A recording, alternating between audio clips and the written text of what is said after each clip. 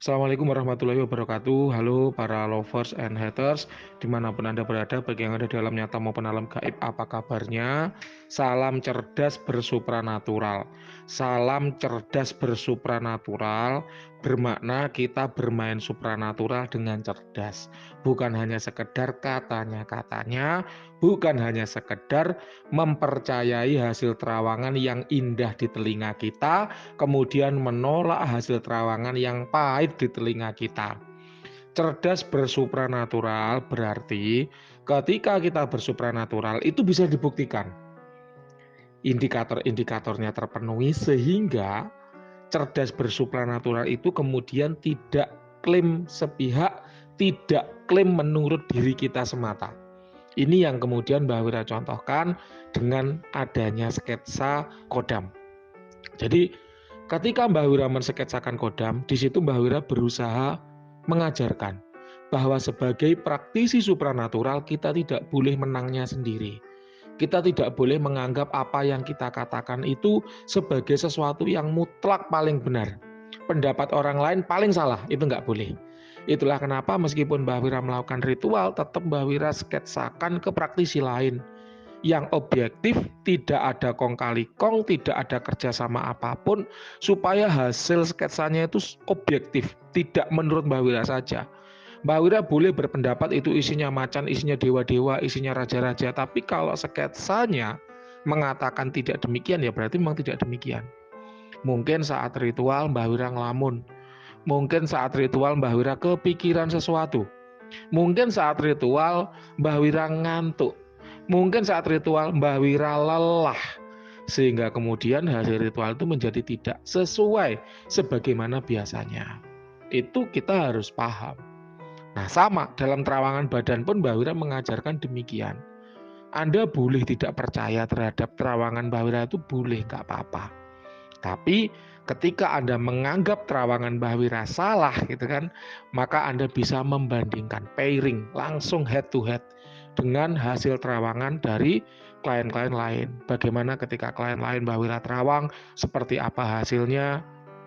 Kalau 99% mengatakan, oh iya bener Mbah memang seperti itu adanya, oh iya bener Mbah memang azimat ini isinya demikian, oh iya memang bener Mbah karakter saya demikian. Berarti ketika Mbah Wira mengatakan yang pahit tentang diri Anda, berarti itu juga benar sebagaimana terawangan biasanya. Karena klien sekarang ini punya kecenderungan yang aneh. Ketika hasil terawangannya indah, dia percaya. Tapi ketika hasil terawangannya pahit, dia menolak. Seperti klien beberapa hari yang lalu. Dia ketika Mbak Wira terawang, badannya kosong. Energi keilmuan sama sekali nggak ada. Kodam badan sama sekali nggak ada. Kodam leluhur sama sekali nggak ada. Tapi dia mengklaim dia punya ilmu-ilmu kejawen, dia punya ilmu-ilmu kasepuhan, dia mengklaim punya ilmu-ilmu, punya kodam-kodam keilmuan, dia mengklaim punya kodam-kodam leluhur.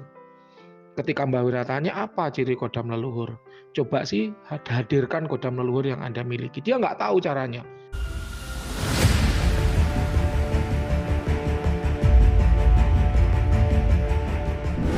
Loh saya nggak tahu Mbah caranya. Loh katanya punya, kok nggak tahu cara menghadirkan. Mbak Wira tuntun, cara menghadirkan begini, begini, begini.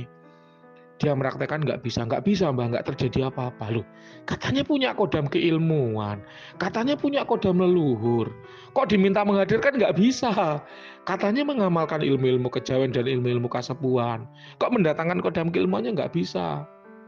Nah ini, ya jadi nanti ini percakapan ini akan secara khusus Mbah Wira ulas, secara khusus akan Mbah Wira tunjukkan kepada Anda bagaimana ketika Mbah Wira melakukan terawangan memang kosong, benar-benar nggak ada apa-apanya, tapi klien ngeyel mengklaim dirinya ada apa-apanya, dan kemudian ketika Mbah Wira minta tolong, coba tolong hadirkan kodam yang menurut Anda memang ada, coba tolong hadirkan sentuh kodam yang menurut Anda ada. Dia nggak bisa, ya berarti memang nggak ada. Ya, berarti memang nggak ada.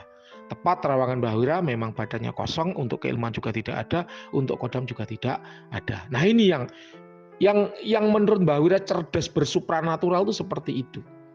Jadi tidak kemudian kita mengklaim secara sepihak badan kita begini begitu, punya ilmu ini, punya ilmu itu, punya kodam ini, punya kodam itu. Tapi ketika suruh membuktikan, buktikan coba kalau memang ada kodamnya, hadirkan. Itu nggak ada buktinya, dia nggak bisa dan sebagainya. Nah ini yang perlu Mbak Wira sampaikan dulu kepada klien kita kali ini, yaitu klien nomor 4153, karena hasil terawangan badannya ini agak pahit dan Mbak Wira tidak ingin nanti ada rejected karena memang hasil apa adanya pahit gitu kan. Kemudian Anda mengaku punya ini itu, lalu kemudian hasil terawangannya nggak sesuai, kemudian ya menyalahkan Mbak Wira. Oh enggak Mbak, saya nggak seperti itu. Ya nggak apa-apa sih menyalahkan, tapi terawangan klien-klien yang lain tepat tuh gitu. Walaupun pahit ya memang apa adanya seperti itu. Jadi ya anggap saja kalau pahit ini sebagai bahan refleksi diri, bahan masukan dari Mbah Wira gitu ya.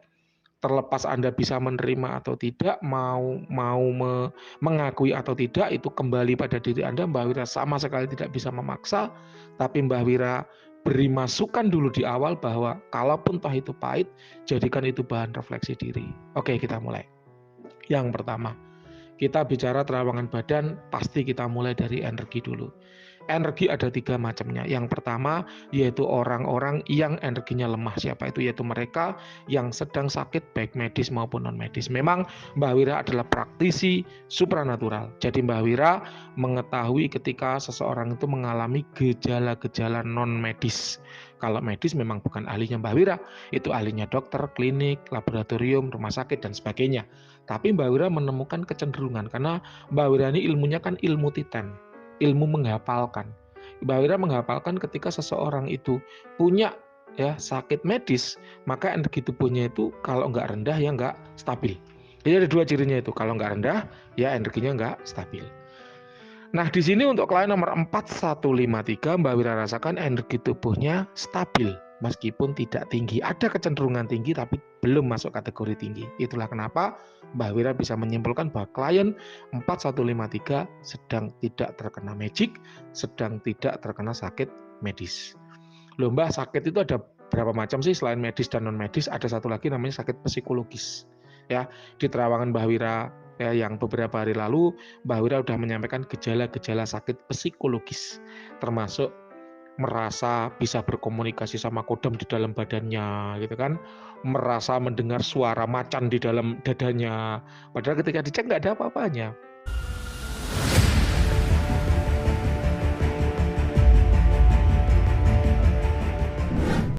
Nah ini sakit-sakit psikologis, hati-hati. Karena orang sakit psikologis ya seperti itu. Merasa dikejar-kejar orang, akhirnya takut histeris, teriak-teriak. Padahal nggak ada yang ngejar. Kalau gitu ketawa terus. Dia merasa ada yang lucu, ada orang yang ngobrol dan ngajak ngomong lucu dengan dia. Padahal dia sendiri nggak ada siapa-siapa. Kalau nggak gitu ngomong terus dermemel kalau orang Jawa bilang. Padahal nggak ada yang ngajak ngobrol. Itu sakit psikologis, jadi hati-hati. Ketika kita merasa diri kita punya kodam badan, punya kodam raja-raja, punya kodam leluhur, tapi ketika dibuktikan nggak bisa, hati-hati, jangan-jangan itu sakit psikologis. Gitu. Ya, jadi Anda boleh tidak menerima hasil terawangan Mbah Wira, tapi bukti terawangan lain menyatakan gitu kan bahwa ya, terawangan Mbah Wira seakurat itu gitu. Tapi kalau Anda tidak menerima nggak apa-apa. Ya, jadi orang yang sakit itu pasti ada cirinya. Dan di sini Mbak Wira menangkap klien 4153 ini energi tubuhnya stabil meskipun tidak tinggi. Gitu ya. Jadi kalau Anda merasa Anda kena santet, kena pelet, ketempelan, kena guna-guna, tinggal di daerah yang angker, mohon maaf Mbak Wira menyatakan tubuh Anda sehat, tidak ada masalah gitu ya. Yang kedua yaitu orang-orang yang energinya tinggi ini yang sering bermasalah. Kenapa? Karena sekarang ini banyak orang merasa punya ilmu, ya merasa sudah belajar ilmu lama, merasa punya kodam dan lain-lain, sehingga ya dia harus energinya tinggi gitu. Padahal ketika orang itu memang mengamalkan keilmuan-keilmuan khusus, pasti keilmuan dan tirakat yang dia lakoni dalam rangka menguasai keilmuan-keilmuan tersebut pasti terjejak di tubuhnya. Energi itu pasti terjejak di tubuhnya. Dan jejak energi itu pasti terbaca. Nah, ketika seseorang itu merasa sudah belajar, merasa sudah tirakat, tapi kok di tubuhnya tidak terjejak apa-apa, ya berarti ilmu itu belum anjing. Dia belum menguasai ilmu itu. Loh, saya sudah lama, Mbak, saya sudah 7 tahun belajar ilmu ini, masa ilmunya nggak terjejak sama sekali? Ya sangat mungkin. Mungkin Anda belajar dari guru yang nggak valid. Mungkin sanatnya nggak baik. Mungkin Anda ketika belajar masih nggak tuntas. Mungkin ketika Anda belajar masih melakoni pantangan-pantangannya. Memang ada Mbak seperti itu, ada. Mbak Wira sudah membagikan kitab Padepokan Sengkelat secara gratis di dalam komunitas. Di bawah setiap keilmuan pasti Mbak Wira kasih catatan. Mbak Wira pernah belajar salah satu keilmuan terawangan itu ngulang sampai 6 kali. Kalau enggak 6 kali, 9 kali, karena lama itu Mbak Wira puasanya itu. Karena enggak berhasil, enggak tembus-tembus. 6 kali kalau enggak 9 kali. Ya, itu wajar. Ketika kita belajar kemudian gagal, itu wajar. Mbak Wira belajar terawangan itu berapa tahun? Menurut Anda 10 tahun dari 2005 sampai 2015 itu belajar khusus terawangan saja. 10 tahun. Itu baru kelihatan hasilnya.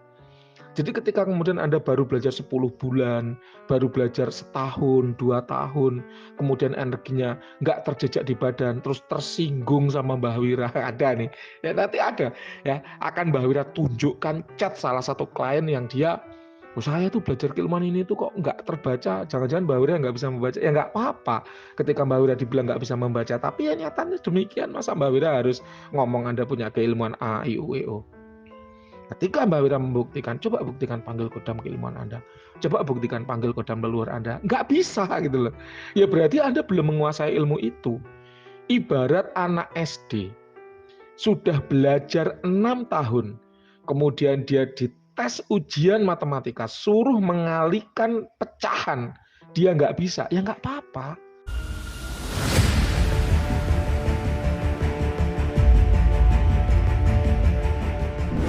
Anak SD udah belajar 6 tahun suruh mengalihkan pecahan setengah ya, 1/2 dibagi 1/6.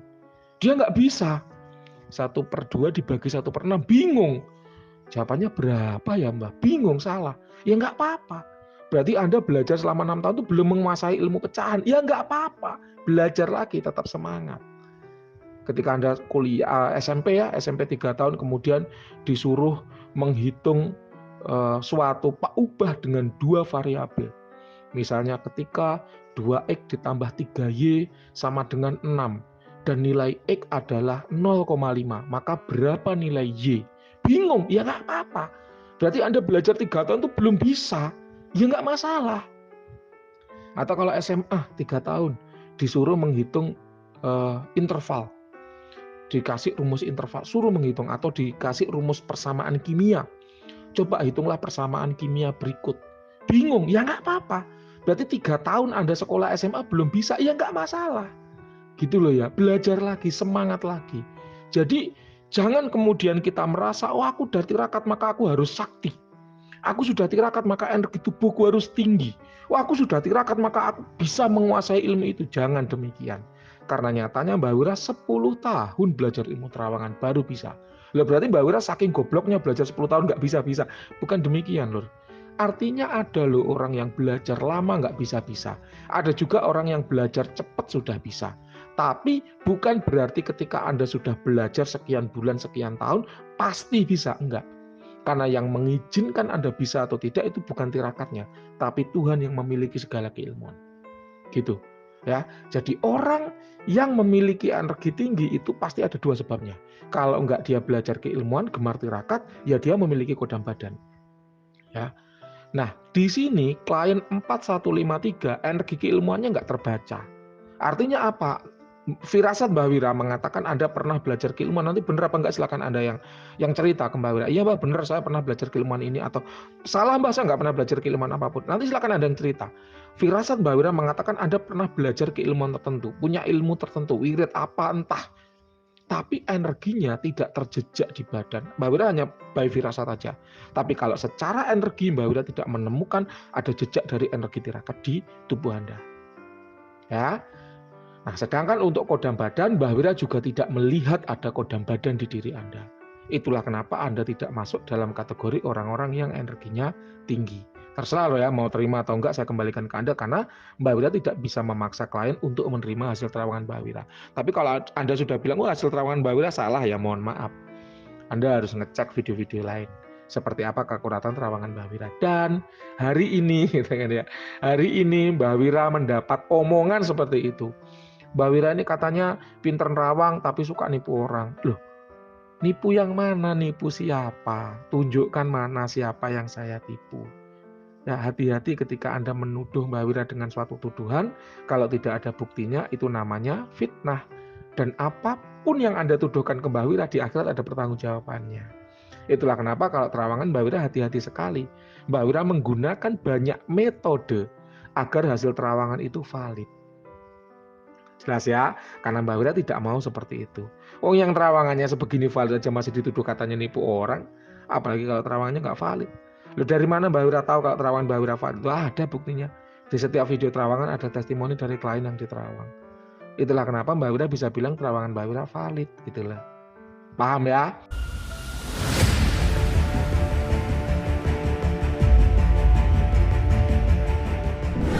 Kita lanjut. Jadi untuk klien 4153, Mbah Wira tidak menemukan adanya jejak energi keilmuan ataupun Mbah Wira tidak menemukan adanya jejak kodam di badan. Sehingga energinya masuk kategori biasa. Nah, yang ketiga nih yang biasa. Jadi orang itu energinya biasa, nggak apa-apa, nggak masalah. Mbah Wira itu loh, praktisi supranatural, buka praktek sudah 8 tahun, belajar ilmu supranatural sejak 2005. Di badan nggak ada kodamnya, ya nggak masalah. Terus kenapa kalau di badan kita nggak ada kodamnya, kita jadi hina? Gitu? Ya enggak juga. Dan Mbak Wira ketika dibilang, oh Mbak Wira energi tubuhnya biasa, ya nggak masalah. Energi tubuh itu mau biasa, mau tinggi, mau rendah, tergantung tinggal bagaimana kita memanfaatkan potensi diri. Bagaimana kita mengembangkan potensi diri kita. Terus kalau biasa kita rendah, kita hina, itu kan juga enggak.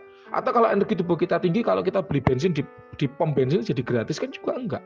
Jadi nggak ada masalah dengan energi yang sedang. Nggak ada masalah dengan hasil terawangan yang biasa. It's okay. Tidak lantas membuat kita menjadi hina. Enggak. Cuman seringkali orang itu kan senangnya dibilang wah. Senangnya dibilang hebat. Nggak siap menerima hasil terawangan yang biasa. Nah ini loh penyakit hati. Dan Mbak Wira nggak bisa memaksa orang agar selalu menerima hasil terawangan Mbak Wira.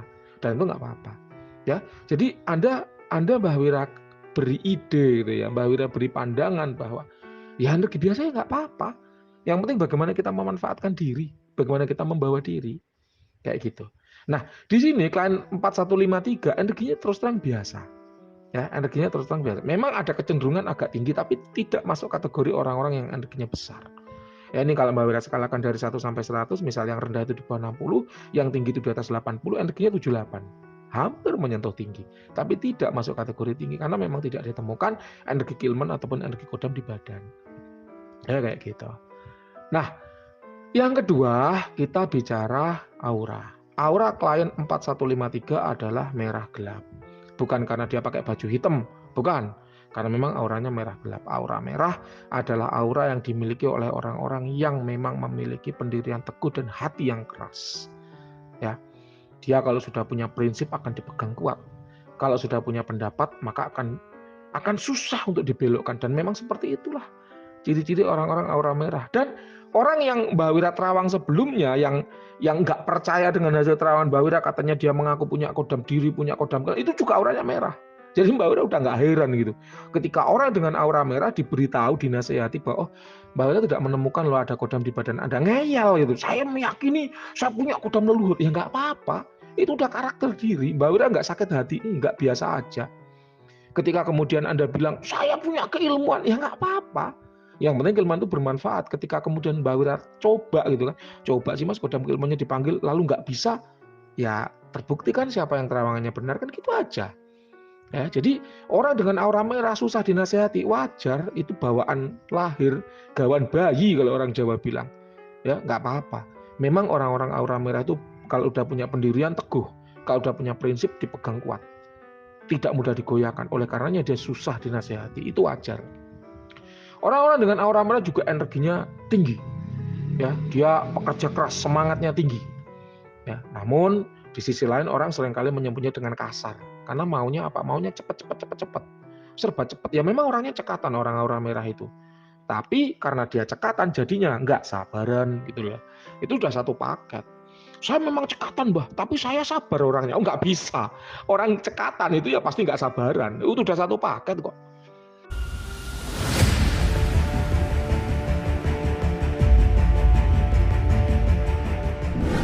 Ya udah satu paket. Saya memang orangnya bersemangat Mbah, tapi saya lemah lembut Mbah, nggak kasar. Oh tidak bisa.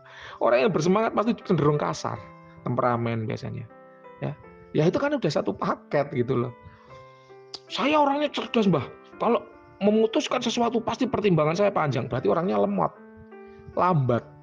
Kenapa? Karena pertimbangannya banyak. Oh tidak bisa Mbah, saya pertimbangannya memang banyak tapi saya cekatan. Oh tidak ada. Orang yang pertimbangannya banyak pasti lambat dalam mengambil keputusan. Itu udah satu paket. Nah Anda klien 4153 ini orang yang cepat cekatan. Berarti kalau memutuskan sesuatu pertimbangannya sempit, nggak luas, nggak banyak yang menjadi bahan pertimbangan. Karena cekatan. Gitu loh ya, itu udah satu paket. Anda tidak bisa kemudian mengambil baik-baiknya saja lalu melepas yang tidak baik nggak bisa. Itu udah satu paket kok. Nah gitu ya, kita lanjut. Kemudian aura merah juga adalah aura-aura orang yang energinya tinggi. Oleh karenanya auranya itu tebal. Itu udah bawaan alami. Wah Mbak tidak bisa. Saya memang energinya tinggi tapi aura saya tipis. Nggak ada. Orang yang energinya kuat, tinggi, pasti auranya tebal gitu loh. Itu udah satu paket. Ya, aura adalah proteksi alami diri. Pagar terakhir yang melapisi badan dari serangan energi negatif dan jin negatif. Itulah kenapa di badan Anda Mbak Wira tidak menemukan jin negatif ataupun energi negatif, bahkan jin liar aja nggak ada. Kenapa? Karena auranya tebal. Auranya tebal dari mana? Dari energinya kuat. Energinya kuat dari mana? Dari semangat dirinya. Semangat itu apa? Terwujud dari aura merah. Jadi itu udah satu paket gitu. Ketika kita bicara energinya kuat, berarti auranya merah, ya tebal, dijauhi oleh jin negatif, energi negatif karena memang pagerannya kuat gitu. 78 itu kuat itu, walaupun belum masuk kategori tinggi ya, tapi itu kuat. Hampir tinggi itu, tinggal 2 pip lagi itu udah masuk kategori tinggi. Gitu ya. Jadi itulah diri Anda. Kemudian aura gelap muncul dari kurangnya ibadah. Mohon maaf untuk yang ini tidak perlu dikasih testimoni ya, karena ibadah itu hablum minallah, urusan manusia dengan Tuhannya. Mbah Wira tidak bisa campur tangan. Mbah Wira hanya menyampaikan, menghafalkan ya. Biasanya orang-orang yang ibadahnya kenceng itu auranya cerah. Ya, kalau ibadahnya kendor, biasanya auranya gelap, dan Anda auranya gelap ya, kayak gitu. Oke, itu untuk aura. Mbak saya orangnya sabaran. Wah nggak sabaran kok, terbukti dari ini, nanyain hasil terawangannya ditagih bolak-balik ya. Jadi nggak apa-apa ya, memang seperti itu karakter. Dan Mbak Wira tidak bermasalah dengan itu. Jadi ada orang yang sampai ngechat gini, aduh mohon maaf ya Mbak, kalau saya nggak sabaran mohon maaf ya Mbak, mohon maaf ya Mbak. Nggak usah minta maaf, nggak apa-apa. Mbak Wira tidak tersinggung karena karakter Anda. Ya nggak apa-apa ya, memang itu karakter Anda dan Mbak Wira bisa memaklumi itu gitu loh. Jadi Mbak Wira ketika buka jasa terawangan ya Mbak Wira bisa memaklumi ketika ketemu orang-orang dengan aura merah ya orangnya memang seperti itu dan itu wajar kayak gitu ya. Kemudian yang ketiga kita bicara cakra yang terbuka. Cakra dari klien nomor 4153 yang terbuka adalah cakra seks ya, kemudian solar plexus dan root cakra dasar yang ada di tulang ekor ya. Itu semua terkait dengan energi, stamina, vitalitas. Positifnya adalah Anda memiliki energi yang banyak, melimpah, tidak mudah lelah, tidak mudah capek. Kalau Anda gampang bingungan, ya itu semata-mata karena Anda kurang pertimbangan sehingga kemudian ada masalah-masalah yang tak terduga gitu ya. Kemudian cakra seks terbuka itu juga ada dampak lain, yaitu nafsunya tinggi. Ya, benar atau salah ya Anda yang ngalami itu ya. Kemudian terakhir kita bicara tema yang paling sensitif malam ini, yaitu kodam badan.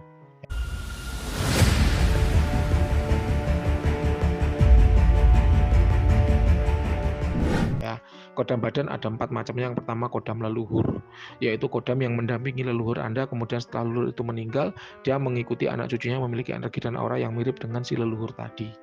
Kodam leluhur itu mendampingi anak cucunya yang memiliki energi dan aura yang mirip dengan si leluhur tadi. Ya, jadi oleh karena itu kodam leluhur itu nggak perlu penyelarasan yang aneh-aneh, karena dia udah memilih anak cucu yang mirip. Kemudian kodam leluhur ketika dipanggil juga ada cirinya, yaitu apa? Ketika dia diajak salaman, ketika kita menyentuh tangannya, itu berasa seperti menyentuh kulit manusia. Itu ciri kodam leluhur. Kalau ketika Anda bersalaman dengan kodam yang Anda anggap leluhur, kemudian Anda nggak bisa menyentuh tangannya, berarti itu jin liar yang ngaku-ngaku sebagai kodam leluhur, dan itu banyak.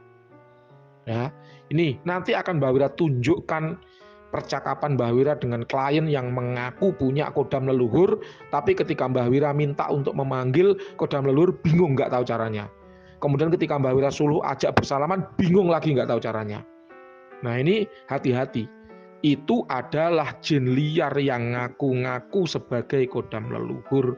Dan jin liar itu senang banget menyesatkan manusia dengan ngaku-ngaku sebagai kodam leluhur. Ada juga yang ngaku sebagai malaikat, ngaku sebagai nabi, ngaku sebagai wali. Ya seperti itu jin liar kelakuannya. Ya, oleh karenanya ketika Mbak Wira ritual, Mbak Wira itu tidak mau menangnya sendiri. Nggak mau, aku paling benar, nggak. Mbak Wira selalu mensketsakan ke orang lain, ke pihak ketiga yang tanpa tendensi apapun, tanpa kong kali kong, ya supaya itu tadi, kalau ada jin liar yang nipu Mbak Wira, orang lain bisa mengkoreksi. Ketika Mbak Wira ditipu oleh jin liar, ada orang lain yang mengkoreksi. Itulah kenapa Mbak Wira nggak mau menangnya sendiri. Oke, mungkin aku salah. Oke, mungkin ketika aku ritual ngantuk, ngelamun, capek dan sebagainya, sehingga ketika masuk bleset tidak sesuai yang Mbak Wira harapkan, ada orang lain yang ngoreksi. Itu loh ya. Bahkan sekelas Mbak Wira bisa nggak ngelamun saat ritual? Bisa. Karena ritual itu lama waktunya. Nggak cuma semenit 2 menit selesai. Ya, ketika Mbak Wira ritual jarak jauh itu Mbak Wira udah siapkan malamnya. Sehingga ketika pagi ritual jauh itu tinggal ngisi doang. Kodamnya udah dapet karena malam udah ritual dulu sendiri di sini. Kemudian pagi tinggal ngisikan ke benda yang Anda siapkan, kan gitu. Jadi tidak kemudian kong kali kong serta-merta sebentar lalu dapat, enggak. Ada prosesnya panjang. Itulah karena panjang, waktunya lama, seringkali ngelamun karena Mbak Wira juga manusia. Itulah kenapa Mbak Wira minum vitamin biasanya supaya fokusnya tetap kenceng. Itulah kenapa walaupun kita ritual caranya sama, ilmu yang dibaca sama, mantra yang dibaca sama, ubur rampe yang digunakan sama, hasilnya bisa berbeda. Sama orang ilmu juga begitu, tirakannya sama, puasanya sama, wiridnya sama, bertapanya sama, hasilnya bisa beda. Orang lain masuk, Anda zong, itu juga bisa gitu loh. Jadi jangan kemudian, wah saya sudah tirakan Mbah, saya sudah puasa, saya sudah bertapa, kok nggak ada energi keilmuan? Ya mungkin Anda belum menguasai. Sama seperti murid satu kelas, ada yang bisa mengerjakan soal, ada yang nggak bisa, itu wajar gitu loh. Bukan kemudian berarti Mbah Wira terawangannya salah. Paham ya? Jadi untuk kodam leluhur di sini untuk klien 4153 tidak ada. Kalau Anda merasa punya kodam leluhur, coba datangkan, ajak salaman, sentuh kulitnya. Sama nggak dengan kulit manusia? Kalau sama, oke, fix itu adalah kodam leluhur, berarti Mbak Wira nggak bisa nerawang. Tapi kalau nggak bisa disentuh dengan tangan, ya mohon maaf, itu jin liar yang ngaku-ngaku sebagai kodam leluhur. Nanti akan Mbak Wira posting percakapan Mbak Wira dengan orang yang mengaku punya kodam leluhur, tapi ketika disuruh salaman nggak bisa.